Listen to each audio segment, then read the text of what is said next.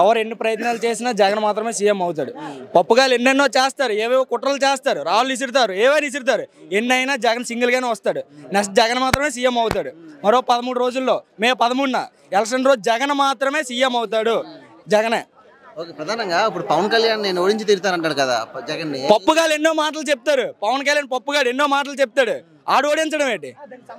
ఆయన సీట్ ఆయన గెలుచుకోమాను.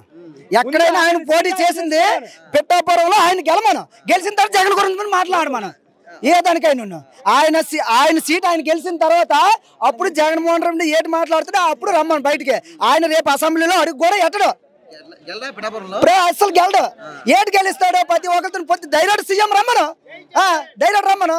జగన్మోహన్ రెడ్డి ధైర్యంగా కత్తి దెబ్బలైనా రాయి దెబ్బలైనా దేనికైనా భరించి కూడా వస్తాడు ఒంటరిగా. వాళ్ళు 10 మంది వచ్చి ఏం చేస్తారు? పవన్ కళ్యాణ్ మాట్లాడుతూ జగన్ ని ఓడించడమే నా లక్ష్యం అంటున్నాడు. ఏంటి ఓడిస్తాడా జగన్? ఎవడు ఎన్ని కుట్రలు చేసినా జగన్మోహన్ రెడ్డి అంతకు కూడా రాలేడు కూడా. ఒక్కడు చాలు, జగన్ ఒక్కడు చాలు. వాళ్ళు ఎన్ని పార్టీలు కలిసి వచ్చినా కూడా జగన్ ఒకరితో చేతులతో చూపిస్తాడు కూడా. ఎంత జనంతో ఎండ వాన అనుకోకుండా కష్టపడుతున్న ప్రజల కోసం జగన్ ఎంతైనా చేస్తాడు. తక్కువ రోజుల్లో రేపు 13వ తారీఖున ఎలక్షన్ జరుగుతుంది కావున, రేపు 6 నెలల 4 రిజల్ట్ తెలుస్తుంది కావున, అప్పుడు ఇక్కడ ఎవడు ఉండరు. ప్రజల్లో ఉండి జగన్మోహన్ రెడ్డి మాత్రమే.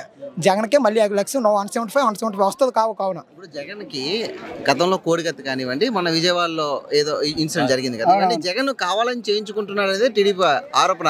కొట్టడానికి ప్రయత్నించారు. జగన్మోహన్ రెడ్డి ఏదో విధంగా కొట్టేసి ఆయన్ని ఓడిద్దామని చూస్తాను. కానీ ప్రజలు మాత్రం అంత నిజంగా లేరు. ప్రజలు ప్రతి ఒక్కరు కూడా జగన్మోహన్ రెడ్డికే ఓటేస్తారు.